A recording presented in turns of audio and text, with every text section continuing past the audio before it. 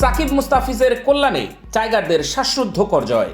মিরপুরে লম্বা সময় পর ফিরে এসেছে বাংলাদেশ। বিশ্বকাপের আগে নিউজিল্যান্ডের বিপক্ষে ওয়ানডে সিরিজের পর শেরেবাংলা স্টেডিয়ামে সাদা বলের ক্রিকেট খেলেনি জাতীয় দল। দীর্ঘদিন পর বাংলাদেশ ফিরল নিজেদের প্রিয় মাঠে।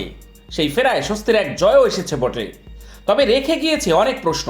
চলতি জিম্বাবুয়ের বিপক্ষে প্রথমবার দেখা গেল প্রতিদ্বন্দ্বিতাপূর্ণ এক ম্যাচ। ব্যাটারদের ব্যর্থতার পর বোলারদের কল্যাণে সিরিজের টানা চতুর্থ জয় তুলে নিয়েছে বাংলাদেশের দেয়া 144 রানের টার্গেটে খেলতে নেমে জিম্বাবুয়ের ব্যাটিং খুব একটা খারাপ হয়নি, তবে স্বাগতিক বোলাররাই বরং উপহার দিয়েছে নিয়ন্ত্রিত বোলিং। তাদের জিম্বাবুয়ে লক্ষ্যের খুব কাছে গিয়ে থেমেছে আবারও। তাসকিন, সাকিব, মুস্তাফিজদের 68 বোলিংয়ের সুবাদে 138 রানে শেষ হয়েছে সফরকারীদের ইনিংস। চতুর্থ ম্যাচে বাংলাদেশের জয় হয়েছে 5 রানে। এ যেন কানের পাশ দিয়ে বেরিয়ে গেল গুলি। টানা 3 জয়ের পর চতুর্থ টি-20তে জিম্বাবুয়ের কাছে প্রায় হারতেই বসেছিল বাংলাদেশ। মান বাঁচালেন বোলাররা। রুদ্ধশ্বাস লড়াইয়ে শেষ ওভারে 5 রানে জিতল বাংলাদেশ। শেষ 2 ওভারে জিম্বাবুয়ের দরকার ছিল মোটে 21 রান। 19 ওভারে মুস্তাফিজুর রহমান দারুণ বোলিং করে মাত্র 7 রান দিয়ে নেন একটি উইকেট। শেষ ওভারে দরকার 14 রান। পেসারদের কোটা শেষ। সাকিব আল হাসানের হাতে বল তুলে দেন অধিনায়ক শান্ত। সাকিবের প্রথম বলে ছক্কা মারতে গিয়ে লঙ্গনে ক্যাচ দিয়েছিলেন ওয়েলিংটন মাসাকাজ্জা। আগের ওভারেই দারুণ এক ক্যাচ নেওয়া তানজিদ তামিম ফেলে দেন এবার। পরের বলে মুজারাবানি রান নিতে না পারলেও তৃতীয় বলে ছক্কা হাঁকিয়ে ম্যাচ জমিয়ে তোলেন।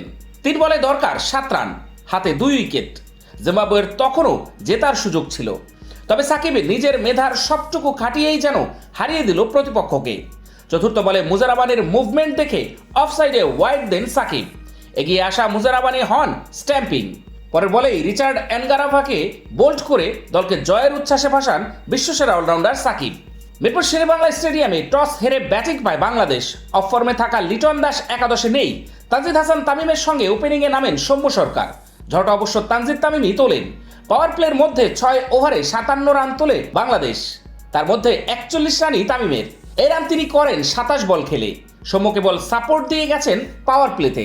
দুজন দারুণ খেলে গেছেন। এরপরও 11 ওভারে বিনা উইকেটে 100 করে বাংলাদেশ, তবে 12তম ওভারে এসে জোড়া ধাক্কা। লুকজঙ্গি ভাঙেন 68 বলে 101 রানের ওপেনিং জুটি। মারকুটে তামিম 34 বলে 50 করেন, তবে 50-র পর ইনিংস আর বড় করতে পারেনি। 37 বলে 7-4 আর 1 ছক্কায় 52 রান করে ক্যাচ আউট হয়ে যান তিনি। ওই ওভারে আরেক সঙ্গী সৌম্য এলবিডব্লিউ হন। 34 বলে 41 রানের ইনিংসে 3 বাউন্ডারি আর 2টি ছক্কা হাঁকান তিনি। তাহিদ হৃদয় শুরুটা ভালো করেছিলেন, কিন্তু এবার 8 বলে 12 রানেই সিকান্দার রাজার ঘূর্ণিতে ডিপ স্কোয়াড লেগে ক্যাচ দিয়ে ফিরতে হয় তাকে। পরের ওভারে সাকিব আল হাসান 3 বলে 1 করে বোল্ড হন বেনেটের বলে। অধিনায়ক নাজমুল হোসেন শান্ত দলকে বাঁচাবেন কি? ওই ওভারেই বোল্ড হন তিনিও। 7 বলে অধিনায়কের ব্যাট থেকে আসে মাত্র 2 রান।